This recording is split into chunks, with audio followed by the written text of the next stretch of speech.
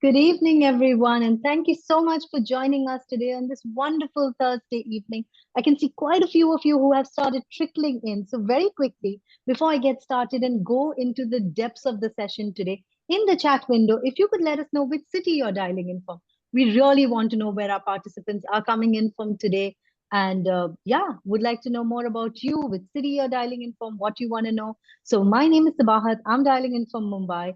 I have my fellow panelists here who have tuned in from Washington, D.C. So we really want to know, uh, close to 100 of you, which city are you dialing in from? In the chat window, if you could let us know which city you are dialing in from. Like I mentioned earlier, very insightful topic today, a roadmap for graduate students who are looking to study in the US. And I can see a few of you from Ghana, from Nigeria, right? Anyone from India who's joined in, if you could let us know. Uh, any city in India that you're coming in from? Okay, so we have people from India, from Pakistan, Uttarakhand. Great. So keep those cities rolling in. Like I said, today's session is brought to you by the George Washington University School of Engineering and Applied Sciences. Very insightful session in which you will be getting to know in detail about the I-20 process, the visa process.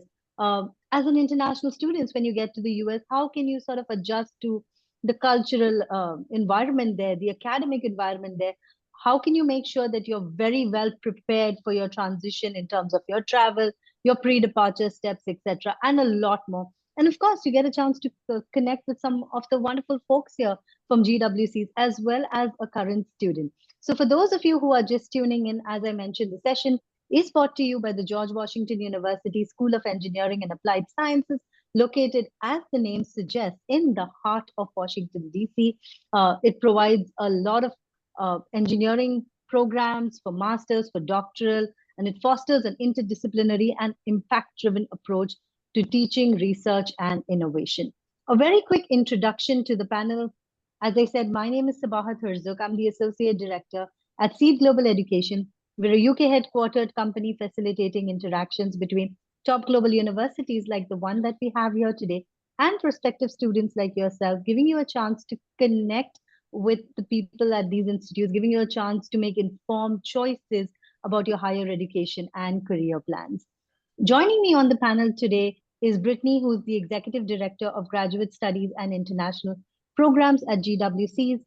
She oversees the comprehensive graduate enrollment management strategy for all the on-campus graduate programs and also leads professional advising and student services, working very closely with the academic departments to enhance retention, improve student satisfaction, and of course, make sure that all of you are getting all of the right information if you're looking to apply to GWCs. Along with her, we also have Catherine, who's the Associate Director of Admissions and International Partnerships. Catherine brings in close to 11 years of expertise in graduate admissions, specializing in international recruitment and strategic partnerships. And of course, last but definitely not the least, we also have Shirshil, who is the graduate ambassador at GW Engineering. And he's also going to be talking a little bit more about his experience. I see we are close to 180 plus in the audience, but before I hand over to them, I'm going to quickly run my first poll question for this evening on the screen in front of you.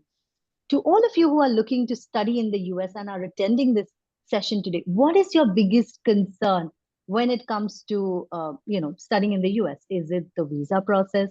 Are you someone who's worried about the cultural adjustment? Are you someone who's worried about the academic challenges?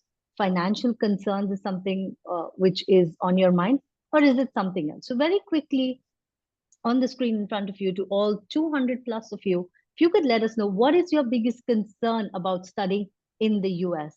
Please go ahead and post your poll there. Let us know which one of these is something which is really on top of your mind. And they are going to be covering a lot of all of this today. So hopefully by the end of this session, you will have most of your questions answered. I can assure you that. With that, I'm going to end the poll and publish the results on the screen for everyone to see.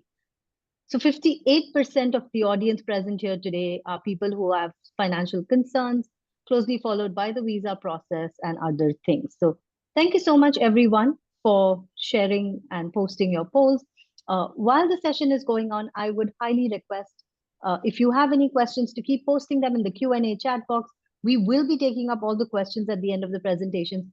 So stay tuned till the end. With that, I now hand over to the team at GWCs. Thank you so much. Thank you so much, Sabahat. Kat is going to get our presentation up and running. So again, thank you so much for taking time out of your day to be with us. We're really excited to be here to talk about this topic. We know that this is primarily focused towards students who have been accepted to a graduate program in the US, but we do know that there might be some prospective students who are on the call with us. And I think this information will still be very relevant for you as you may be starting your search, or things that you need to take into consideration as you are considering going abroad for a graduate program. So I'm not going to take any time to introduce myself because we already had such a lovely introduction. So we're going to just jump right in and get started. Next slide, please. All right, so this is kind of the biggest question. So you have gone through the process. You've applied to probably multiple schools, maybe in multiple countries, or even multiple schools within one country. So now that you've been admitted, kind of now what? What is it that you need to be considering at this point in time, at this kind of crucial point in the entire journey that you are beginning when it comes to pursuing a graduate program? So, we are going to take some time to talk through kind of the next steps and things that you need to consider now that you have maybe different acceptances from different institutions, maybe even different countries. And we're really going to focus on those students and providing you with some guidance that have, if you've been admitted to a graduate program in the US. Next slide, please. So today we're going to talk about different things in terms of kind of how can you kind of maximize opportunities to get to know more about the institutions that you have been admitted to, ways that you can interact with the institutions as well as with current students to really kind of gain insight and help you with your decision-making process. We're going to talk about the visa process specifically for the United States. There are some critical pieces of information that you need to know when it comes to the documentation that you're required to have, and kind of the timeline also that is related to acquiring an F1 student visa. We're then going to discuss some travel recommendations, some pre-departure things you need to consider, and then some things for you to consider once you have actually arrived at the institution. And all throughout the presentation, we kind of have these slides that are quick tips.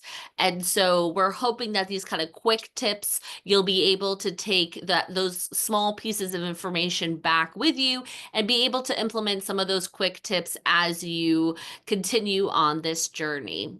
And then, of course, we'll review a little bit of information specifically about the programs that we offer at the School of Engineering and Applied Science at the George Washington University. And then we will end with a Q&A, facilitated Q&A. So if you do have any questions at any point throughout the session, please feel free to put them in the chat box, and we will do our best to answer as many as we can towards the end of the session. So first things first, how can you, now that you have an acceptance from, like I said, hopefully multiple institutions, kind of what do you need to do to make sure that you are receiving all of the information that you need in order to make your final decision and for you to decide which institution it is that you are going to pursue your studies at? It may be challenging to actually visit campus, the actual campus you've been admitted to, for a variety of reasons. But most institutions these days are doing a variety of virtual admitted student events. They are going to be sharing information. They're going to be connecting you with faculty members, most likely from the departments you've been admitted to. There'll be different types of virtual sessions, some that might be pre-recorded, others that would be live. So definitely reach out and look at the websites of the schools that you've been admitted to. Go specifically to those graduate admissions pages And most likely, I can almost guarantee there will be some sort of at least virtual event or a series of virtual events that you can log into and participate in. And those are going to be really valuable for you and provide you with more opportunities to learn more about the programs and opportunities for you to ask questions specifically to either admissions staff members and or faculty members. Also, many institutions now do actually host admitted student events in a variety of countries outside of the US. This is something that at GW we've been doing for I think 12 years now. But in most of the markets where we receive a lot of international students, we physically host events and receptions in countries. For example, in India, we host events in 5 to 6 different cities every April. Same thing in parts of Africa. We do events in Ghana, Nigeria, as well as Zimbabwe, and in areas of East Asia as well. And this is a really great opportunity for you to meet other students from your area who've been admitted.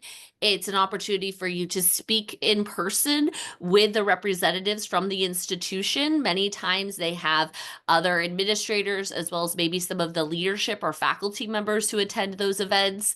And it's a really great way for you to, again, also connect with those other students, and those students, you never know, might end up being a future roommate. So really take advantage of, if you have the opportunity to attend an in-person admitted student event in your home country, do your best to try to attend those. And also, along with those virtual events, a lot of institutions also will facilitate kind of live chat sessions and series and opportunities for you to connect specifically with current students or specifically with staff members or faculty members. So something else with kind of in the similar vein as those virtual events, there are also opportunities for you to connect virtually with different people within those institutions. So really leverage these types of opportunities to allow yourself to gain as much insight as you can from these institutions and from these programs so you can determine what is the best fit for you. So this is our first quick tip. This is kind of what I mentioned before we got started. We're going to be sharing these quick tips throughout the session. But it is most likely that maybe you received some sort of scholarship or some sort of funding, and maybe you didn't. And there might be processes or an appeal process for you to submit an appeal to be reconsidered for funding. But what I strongly encourage you not to do is to not email multiple high-level officials and administrators at an institution asking for more money. It is, we see lots of students who email the president of the university, the dean of the school, all of the department chairs, all of the people in the admissions office, all that. It's one email with like 30 different people.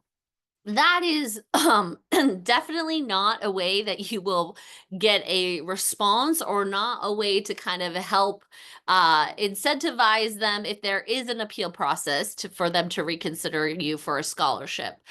Work directly with the admissions office. Most likely, you worked with them throughout the application process. They are the ones who are going to be able to provide you with the most accurate information and and insight onto how you can go about requesting, or like I said, if there is an official appeal process, that is the office that is most likely facilitating that process. The president of the president of the institution, the deans, everyone else, they are not overseeing this process. They are just going to forward that email probably to someone in the admissions office. So it is not going to help your chances by just emailing a ton of high level officials within an institution.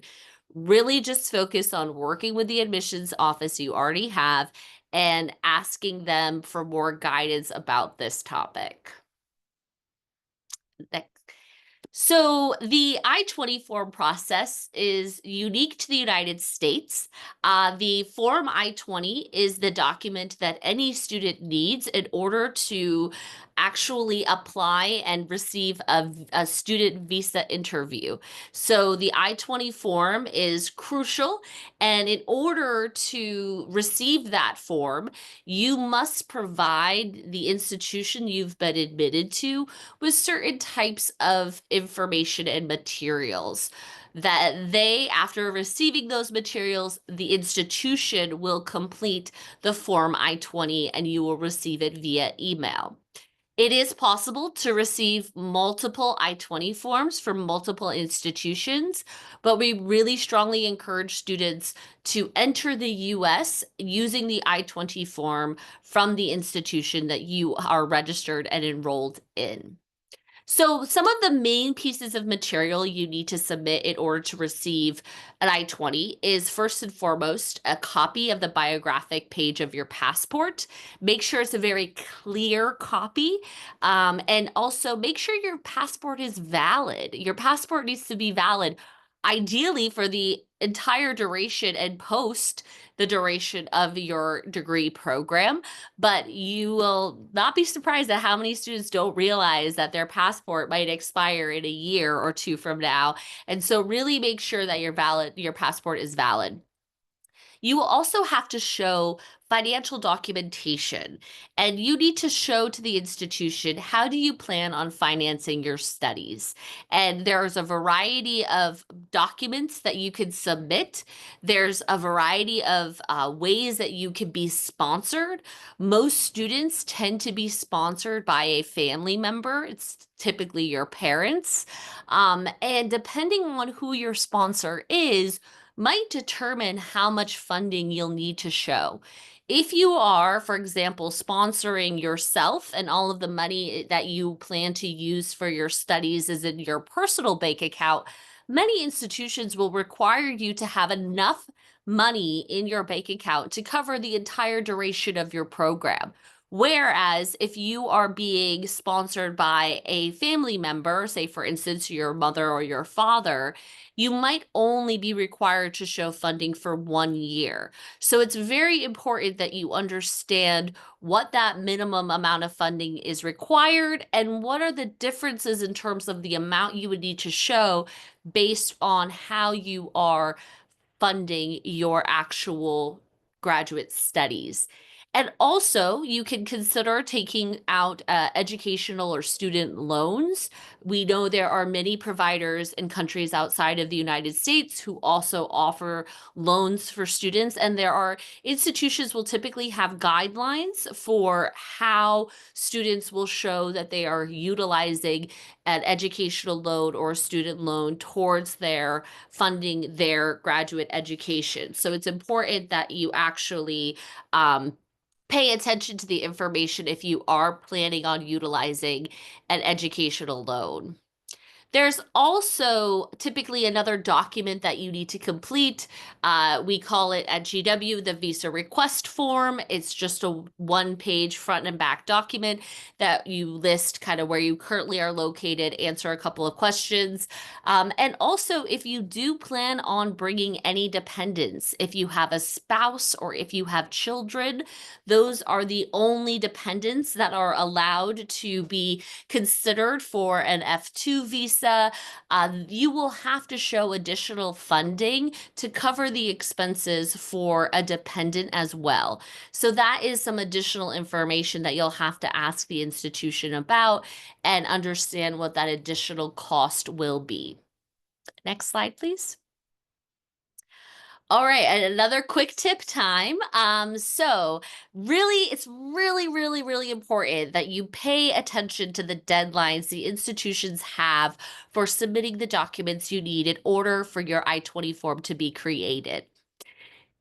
we encourage you to submit materials as soon as you can, because the entire process of receiving your I-20 form and then being able to book your student visa interview, it can take many months. So the sooner that you have decided what institution you want to move forward with, or maybe you decide that you're still contemplating a couple of programs and you want to receive an I-20 form from multiple programs, you need to submit the materials as soon as possible.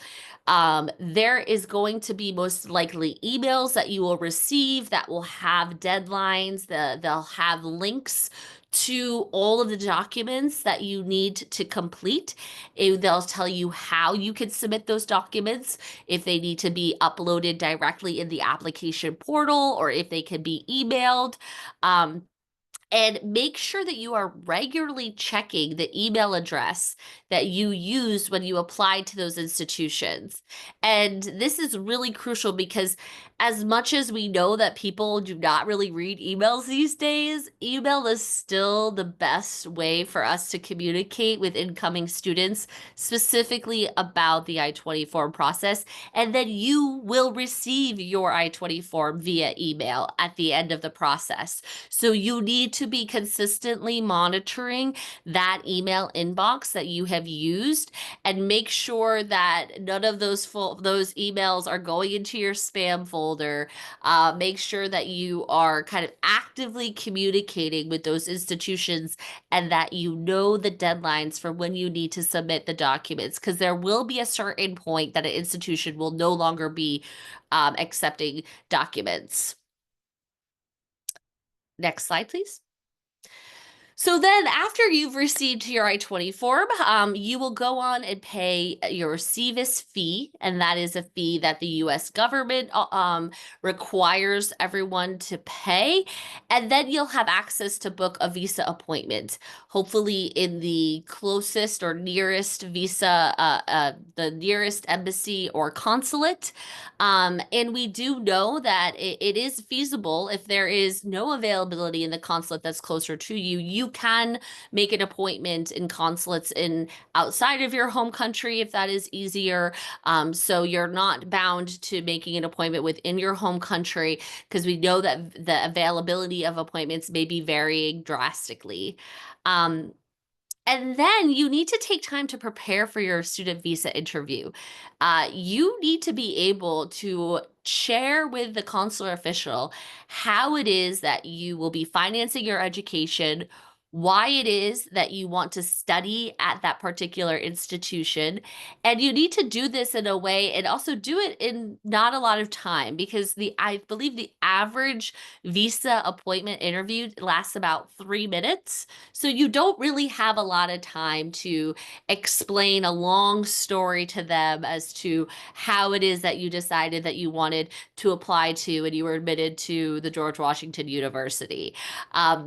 But what's really crucial is that you are also able to articulate how you will be paying for your studies. And if you are taking out educational loans, what is the plan for repaying those loans post your graduating with your graduate degree?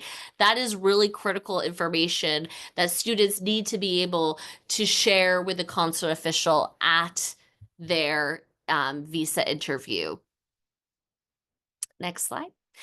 And another quick tip for additional resources or guidance when it comes to preparing for your student visa interview, we really encourage you to utilize the resources that Education USA offers, as well as the Study in the States website.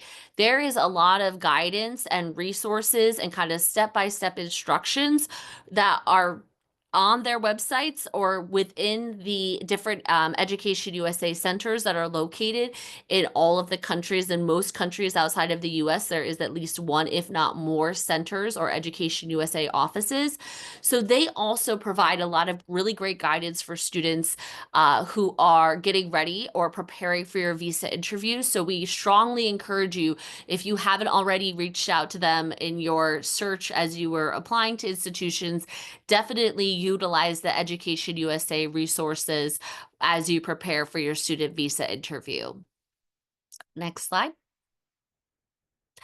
And with that, I'm going to now take this opportunity to allow our current student, Trishelle, to share a little bit more specifically about this aspect of the process, more about kind of the specifically his own experience with the I-20 form and with the student visa process. So, Trishelle, the floor is yours.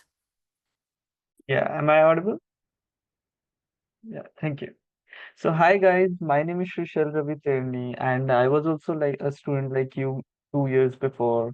Currently, I'm a graduate admissions ambassador at School of Engineering and Applied Sciences. I took my master's in data analytics I'm in my final semester. One suggestion I would like to give you guys is to adhere to the deadlines.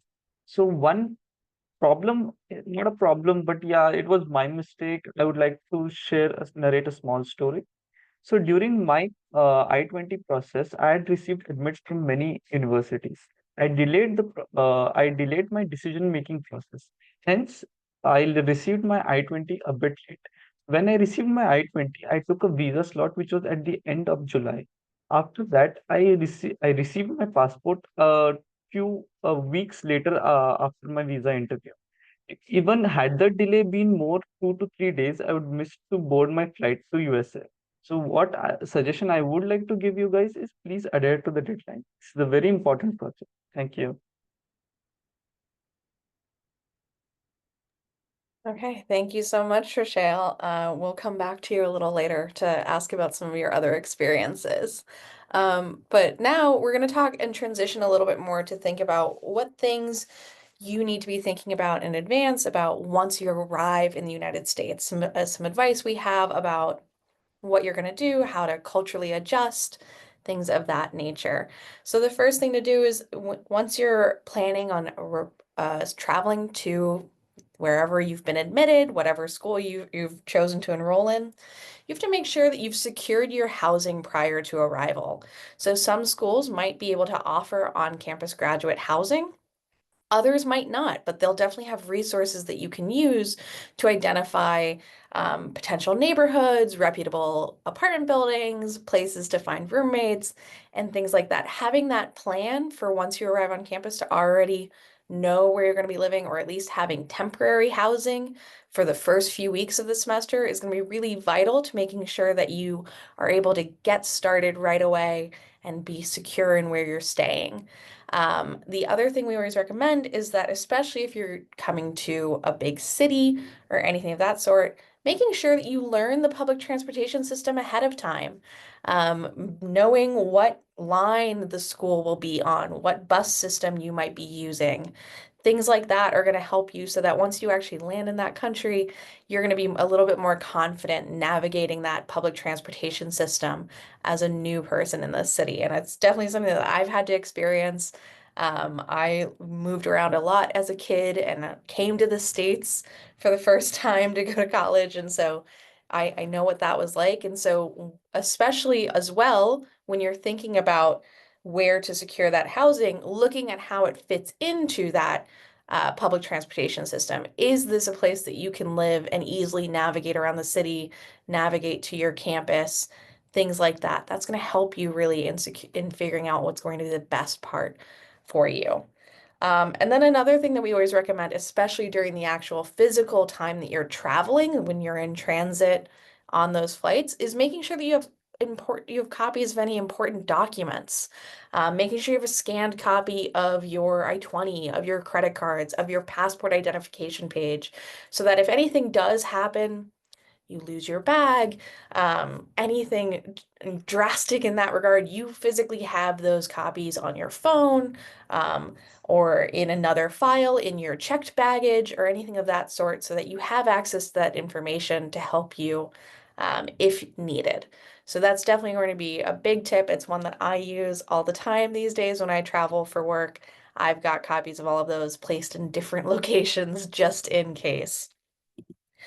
Now, in terms of a quick tip, especially something to just keep in mind, is that if you're traveling to a foreign country to do your education, making sure that you at least bring an ample supply of any medication you might need, at least for the first month or so. so that you have time to figure out how to start accessing that medication once you're local.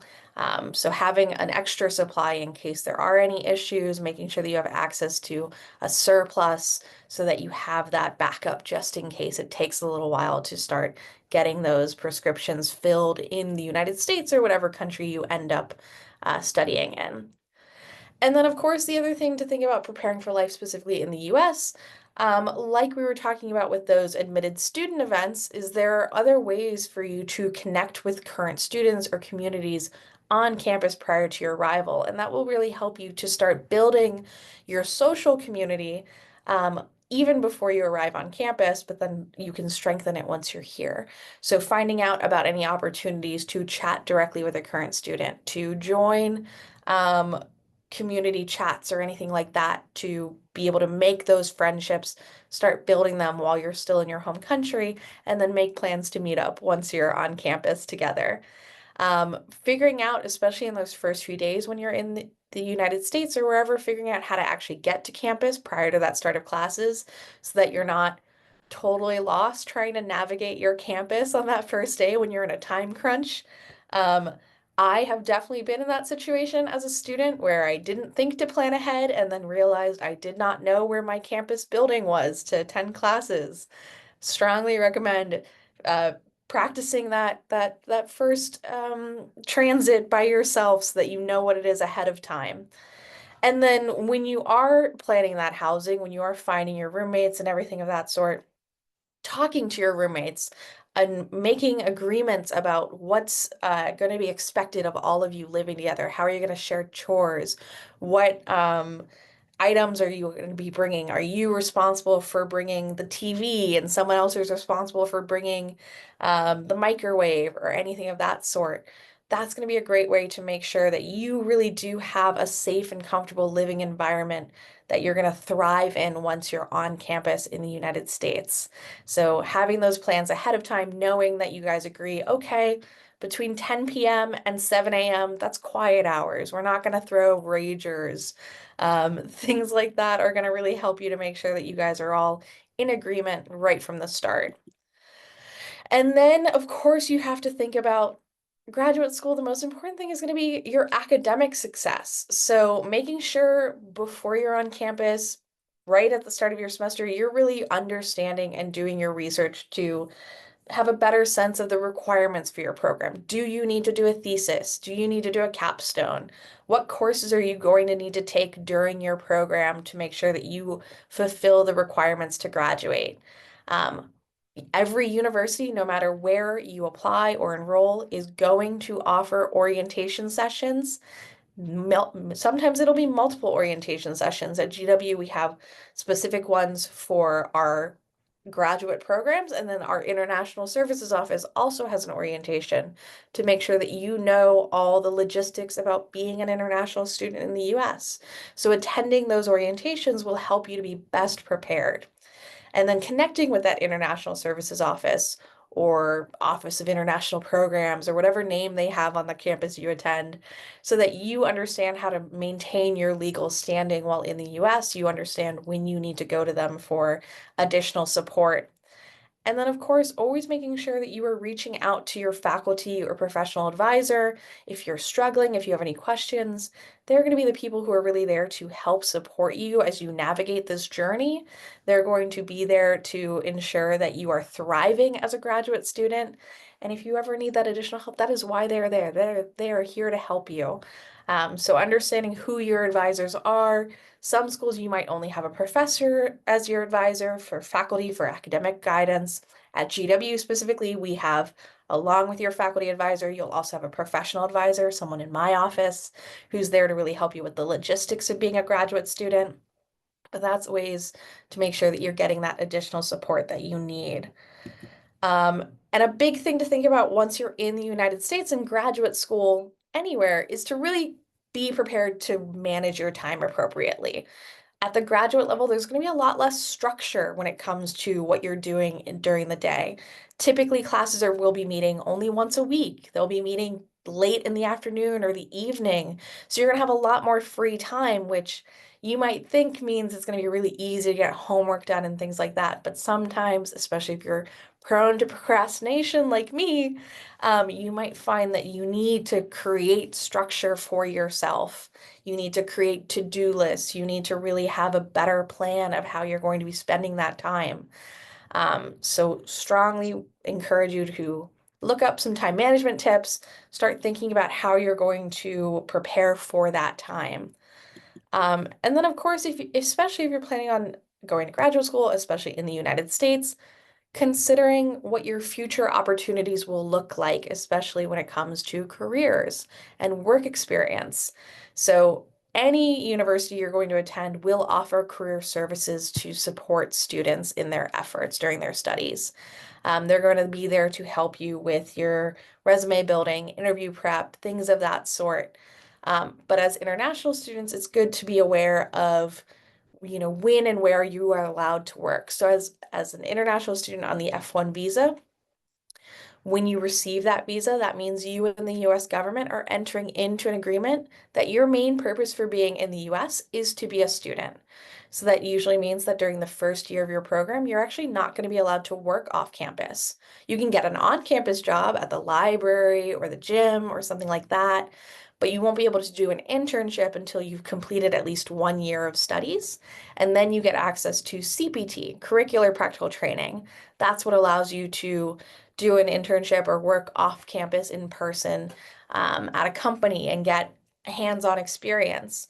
And then OPT, optional practical training, is the status that allows F1 students to stay in the US after graduation and get work experience for at least 1 year, 12 months.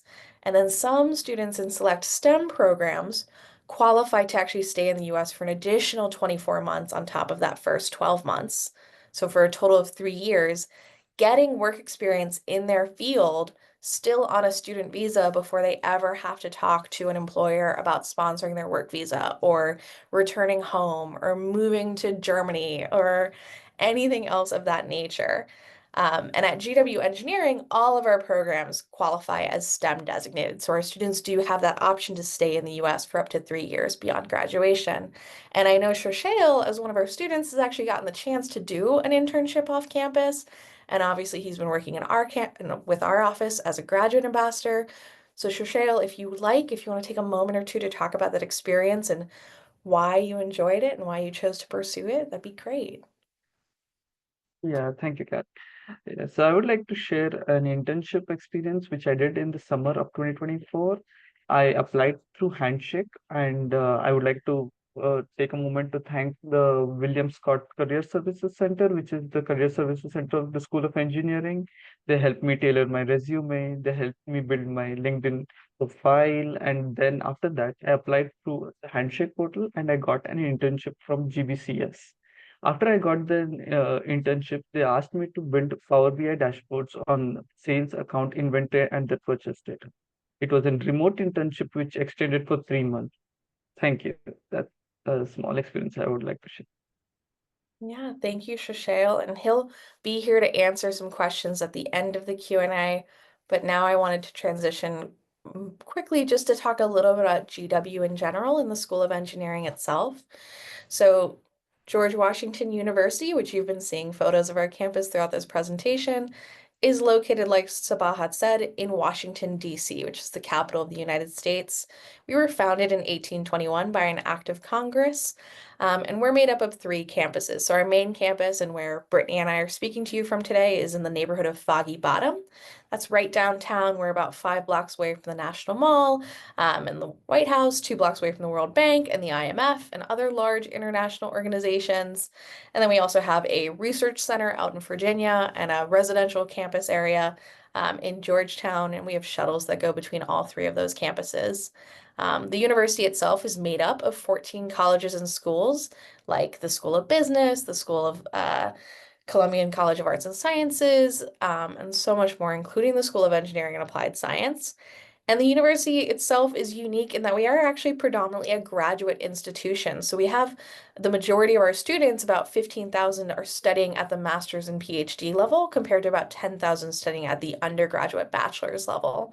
So we have a really high dedication to research and research expenditures. The university recently was actually invited to join the American Association of Universities, of which there are only 71 universities in the entire world that are a part of this association for our dedication to research, which we think is an amazing reflection of the work going on our campus.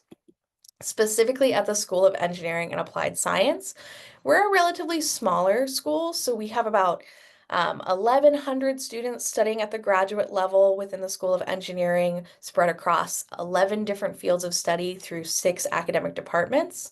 That includes biomedical engineering, electrical and computer engineering, computer science, mechanical and aerospace engineering, civil and environmental engineering, and engineering management and systems engineering. And I'll show you a list of those majors later.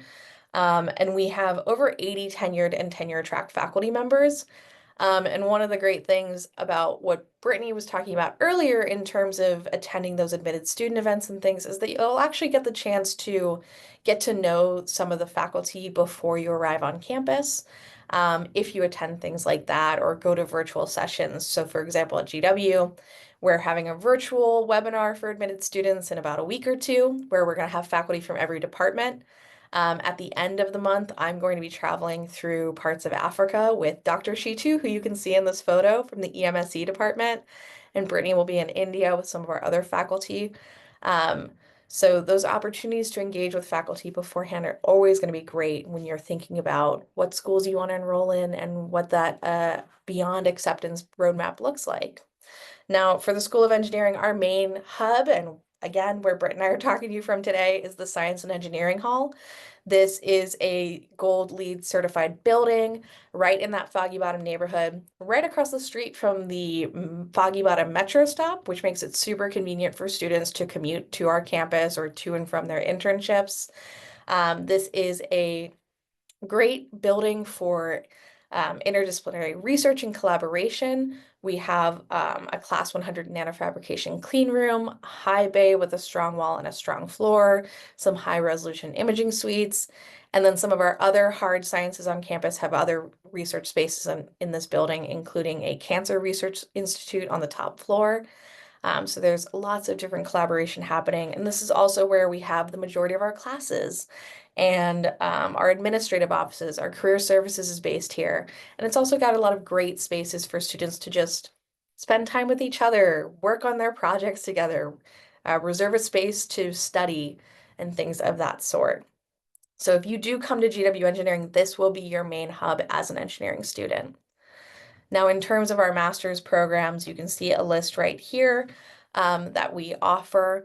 Again, they're in all 6 of our academic departments. The thing to know about our master's programs is they're typically 2 years in length, and the majority of those are going to be thesis optional. So it would be up to you to determine whether or not you want to pursue a thesis or if you just want to enroll in coursework and get the experience in that regard. Our PhD list looks pretty similar, except it's a little shorter. We don't offer a PhD in cybersecurity or in data analytics. Now, for doctoral programs, these are going to be typically 4 to 6 years in length, and that variety will depend on whether or not you're coming in with a prior master's. We do allow students to apply direct entry for a PhD, so if you know straight out of undergrad that you want to do a PhD, you can apply directly. Just know that you'll have to complete an additional level of credits before you get to do that dissertation. And then the other big important thing to know about PhD is that we can't allow late applications for a PhD. So always paying attention to deadlines, getting those applications in on time for the PhD so that you can be considered for the semester you're interested in are going to be really important. Now, in terms of scholarships and funding, because I saw some questions already coming out, for GW specifically, there is no separate application for funding. If you apply for admission, you will be considered for a scholarship. At the master's level, we offer merit-based scholarships. Those range anywhere from 25 to 75%. There is also now a 4th scholarship that's at the 35% tuition discount range. So if you apply at the master's level, you will be considered for one of these merit scholarships, which will be based on your academic merit, your background, the strength of your application. At the doctoral level, that's where you'll see the more typical full funding offer, where you might receive an assistantship, whether it's a teaching or a research or a graduate assistantship that would come with full tuition coverage, and then a monthly stipend with living expenses that would be offered to you directly by the academic department. Our PhD programs are typically fully covered, but that decision is made entirely by the academic department itself, whereas the master's level funding is offered by my office, the Office of Graduate Admissions. And then, as Shrishail hinted, of course, we have our W. Scott Amy Career Services Center. As I mentioned, they are right down the hall from me right now in the SCH. And this is where we encourage our students to start working with them from day one on campus. They'll help you with reviewing your resume, with preparing you for interviews. They'll bring employers to campus and host career fairs so you can get that opportunity to connect with employers right from the start. They'll have networking events with alumni and other employers around the area, and they'll support you in your career interests. They'll also, if you do get a job offer, they can help you with salary negotiation and things of that sort. So highly recommend, especially at the master's level, a 2-year program, not that long. It's going to go by faster than you think. And so engaging with the Career Services Office from day one, even if you can't do an internship for a year, is really going to help you to build those skills that you're going to need once you're ready to apply for jobs. And then, of course, one of the great benefits of GW Engineering is our location in Washington, D.C., and the size of our program. I mentioned we're a little bit smaller. That really does mean that you're going to get that one-on-one relationship with your faculty. You're going to be able to build strong ties with your cohort, with your classmates. And you're going to get a better experience in that regard. And then, of course, our faculty, our staff, everyone on campus has strong ties to industry leaders who, a lot of them have headquarters or main offices here in Washington, D.C., because we're the capital of the United States, and there are a lot of policy interests that companies want to have representatives in the area. So Amazon has been opening their second headquarters here right outside of the DC area. We have students and faculty who work with the US government, with the Smithsonian institutions, with Amazon, World Bank, Google, and so many more. So really coming and getting to connect with those faculty, connect with those great industry leaders is going to help you and is going to be a real great benefit for being in the Washington, D.C. area. But for now, that's the end of our prepared presentation. And Brittany, Shrishail, and I are happy to answer any questions that you might have. And of course, for attending today's session, if you are interested in applying, you can use the application fee waiver SEED MC 2025, and that will waive the cost of the application for you if you apply to GW. Thank you. Thank you so much, Catherine. Thank you so much, Brittany. Thank you so much, Rachel. That was really helpful. Before I jump into the Q&A, as Catherine mentioned, quite a few questions regarding the scholarships. I have taken the liberty to also post the link to the GWC's scholarship, which is part of the SEED Scholarship Fund. So 9 more days to go for the last deadline. Go ahead and apply. It's never too late. So the link is right there. Please go ahead and apply. More so over, Brittany is going to be hosting a profile evaluation session for a select number of students on the 12th of March. I am dropping the link as we speak in the chat window. Very limited slots available. So in case any of you have some burning questions about GWCs, please make sure you join that session and get your questions answered. So, and of course, the application fee waiver code is right on the screen. Please take a screenshot, and we will also be sending out the information to you. With that, I'm going to jump straight into the Q&A. Quite a few questions which have come in, various different people about different things. I'm going to start with something which has come up from quite a few students in Africa, particularly. Brittany, Catherine, I want to, if you could give your take on this. For students who have not studied, whose language of medium has not been English, but they have some English proficiency scores or have an HND, etc. Do you all accept these students at GWCs, or what is the process or procedure that they can go through in order to be accepted? Yeah, I can take that. So for GW, we do require that students who studied outside of the United States typically will be required to prove that they have English language proficiency. It Okay. is based on the country that you studied in.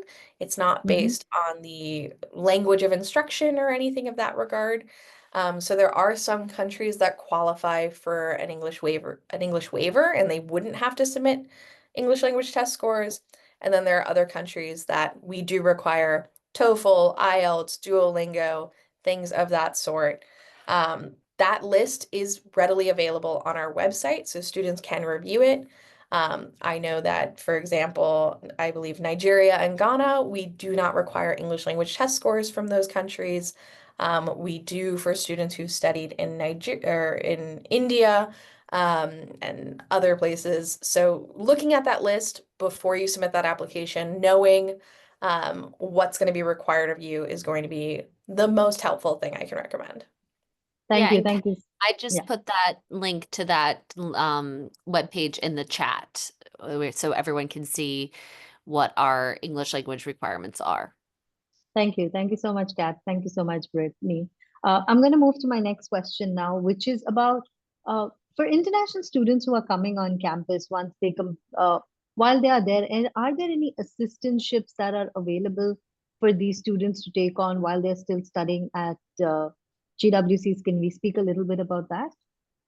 Yeah, I'll take this one. So, most institutions, especially us at GW, have either research assistantships or teaching assistantships that are available for graduate students.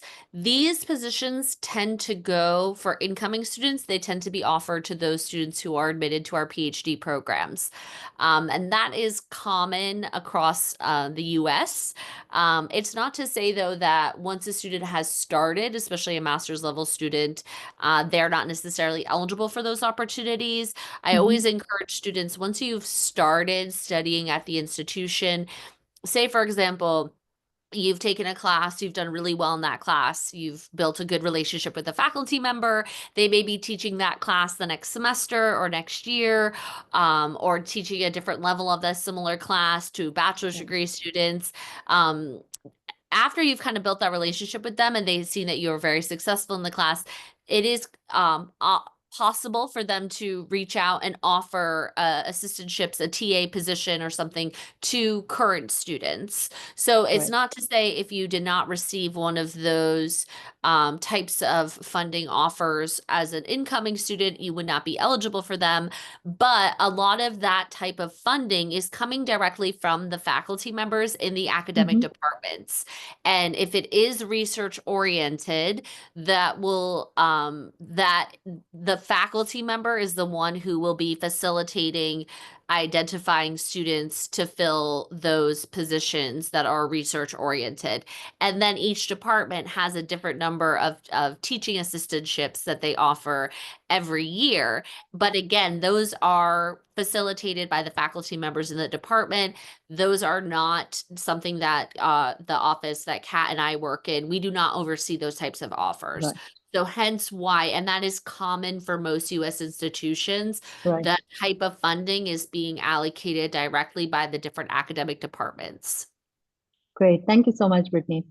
Sort of adding on to that, especially with international students, return on investment, as we know, is a big part of the worry which is in their heads. So, can we speak a little bit about the career opportunities that are available to international students coming on campus post once they're done with their graduation at GWCs? Kat, do you want to take this one and I will go and get the link for the career services site while you Great. talk? Thank Of you. course. So for like we've been talking about, our career services office is definitely going to be there as a resource for you. And I believe one of the links that Brittany will be sharing is actually that we do gather data from our students after they've graduated. We send out surveys and we ask them to provide information about what companies they've gone on to work at, what their average salary is, things of that sort. So we certainly have information like that for you now that you can look at and get a sense of, okay, if I enter into the computer science program, what options are there? What are graduates from this program going on to do beyond graduation? But that's just a starting point, right? There are so many companies around the world that you might not know of, not just the big name ones, but engineering and computer science has a really wonderful benefit of being needed in all Yeah. aspects of the professional setting. No matter what the company is, they're going to need engineers and computer scientists on the back end to help develop these companies. So utilizing those resources on campus so that you can find opportunities, so that you can learn about what's out there. Like Shoshale mentioned, we have our Handshake platform where you'll be able to Right. create a profile and connect directly with employers who already want to hire GW students, attending those career fairs that either our career services office is offering or the central GW engineer or GW career services is offering. There are lots of different opportunities to find career opportunities for during your program, for an internship, or for after you graduate so that you can stay in the US on OPT. Thank you. Thank you so much, Catherine. And Brittany, thank you for the link. I'm sure that is super helpful as well. There are two questions from two students in the Q&A wanting to know when will they have their decisions from GWC. So two students in the Q&A box have applied and are awaiting decisions. So if we could give them a date or deadline. Yeah, so we process decisions based on the completion date of the application. So Right. a student could have submitted the application back in December, but if they didn't have all of the material submitted until the end of January, Mhm. typically we say it's about a 4-week turnaround after our January 15th deadline. So we do Okay. not start processing admissions decisions for the fall until after January 15th. And so long as your application has been completed, we do have a target deadline of kind of the end of this week, early next week, that all Mhm. decisions for completed applications will be finalized. So if Right. they have not heard yet, even if they were, if they had completed the application in January, everyone should be receiving their final decision, like I said, by the end of this week or early next week. If not, please ask them to email us at engineering and we can take a look. Sure. Maybe they thought their application was complete, but they're still missing something, or maybe we upon the review, we reached out to them to ask to submit an additional information. So if they still have any questions, please email us at engineering and we can take a look into see where your application is and what the status is. Thank you. Thank you so much, Brittany. All the very best to all those of you who are still awaiting your results, admission results from GWC. Of course, as Brittany mentioned, for those of you who don't hear back, please write to the team. They will definitely help you figure out where exactly you are at in the process. Great. My next question is a very generic one. If you could share some insight into students who apply in the earlier rounds of application versus those who are now going to be applying in the late round of application, any specific tips that could potentially help them, considering that students somehow feel that if they're applying to the later rounds, their chances of getting an admit are slightly lesser. Yeah, I mean, I would say first off, for GW, we are still accepting master's applications at this point in time, so that's perfectly fine. I would say for any student who's considering applying at this point, thinking about getting everything in as quickly as possible, because if you do get that admissions offer, we want you to be able to start that I-20 process as soon as possible. So if you haven't submitted an application and you wait to submit, we are actively issuing I-20s at this point. So getting everything in as soon as possible is going to help you, especially as well in terms of funding. Our priority deadline was January 15th, and so while we are still making funding offers, that it's all coming from the same pool, and the farther away we get, the more that dwindles a little bit. So Right. getting things in sooner rather than later is going to help you. If you are interested in PhD, we are no longer accepting PhD applications. So Okay. keeping an eye out on our future deadlines will be the thing that's going to be most important for you in that regard. For spring 2026, that deadline will be September 1st. And for fall 2026, that deadline will be next January 15th. So Right. keeping those in mind right now and knowing when you need to get things in will help you in that case. Thank you. Thank you so much, Catherine, for your answer. I know we are on the clock, but I'm just going to take one or two last questions before I let all of you people go. This presentation has been very, very insightful, and we can see the number of questions that are coming in. The next one is around CGPA. So a lot of students have a question as to what is the kind of CGPA that GWCs looks into for international students who are applying, considering, as you know, that even in India or across Africa, CGPA differs from institute to institute. So what will be sort of like a benchmark, so to speak, for students who are looking to apply for any of your MS programs? Yeah, I'll start this one, and if Kat has anything else she wants to add. So we know that obviously there's many different grading scales in higher Yeah. education across the US. And thankfully, we have some kind of credential evaluators on our team, Kat being one of them. So we have kind of experts in this field. So we are able to actually take a look at your credentials from outside of the US and be able to kind of articulate that to our faculty to kind of share the educational background that you have.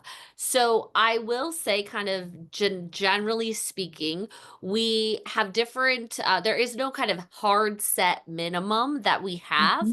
But to consider someone for admission, we are looking at students that have at least around what the equivalent of a B grade would be in your home country.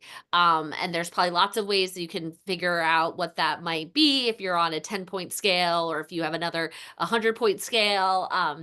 And so I encourage students, though, even if you have a little below that, still Right. consider applying. We do look at every aspect of the application. We ask for you to submit a resume. We ask you to submit a statement of purpose, as well as at least 2 letters of recommendation for master's level students.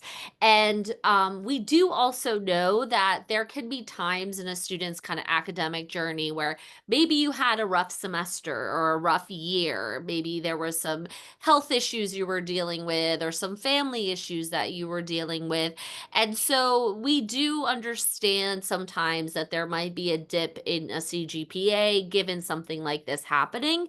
And we can look and see. We also look and see at kind of upward progress. So Mm-hmm. say again, you maybe had a rough first year of your bachelor's degree experience, but then you kind of figured things out, really started to do well, and you ended up graduating with a much higher kind of GPA or from that semester. So we take all of these things into consideration when we're reviewing an applicant. So generally speaking, we want that kind of equivalent to around a B in order for us to really consider you for admission into our programs. Great. Thank you. Thank you so much, Brittany. I'm sure that answers quite a few of their questions. My last question before I let you go is a few students have asked, is there any age criteria or an age cutoff for people who are looking to apply for the MS programs, or it's open for all? No, we allow anyone to apply. It does not matter what your age is. We are looking at your kind of academic history and there's no maximum age or minimum age Right. requirement here. And for pretty much probably any institution in the US that you may be considering applying to.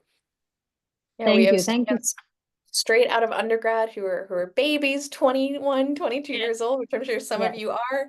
And then we Yeah. have students who are coming back after they've been in the workforce for 30 plus years and they're making a change. They're really deciding that they want to do something new. We have students who are in their 60s and 70s. Like that happens. There's no age limit. Yeah. There's no age limit for studying, guys. Any age is a good age. Just go ahead and apply. All right. With that, I know we have run out of time. Quite a few questions. We've tried to answer most of them. In case any of you still have any further questions, I have dropped the link to the profile evaluation session, or you can get in touch with the team at GWCs on the email ID that Catherine has provided, or reach out to us at Seed, and we will get you in touch with the team there. With that, I would really like this to take this opportunity to thank Brittany, Catherine, Shishil, all of you, wishing you a wonderful Thursday back home in DC. And yes, see you soon. And thank you all to our wonderful audience from India and Africa. Hope you have a great evening, afternoon, wherever you have tuned in from. Take care. Bye. Thank you so much. Bye-bye. Thank Thank you. you. Bye. Bye.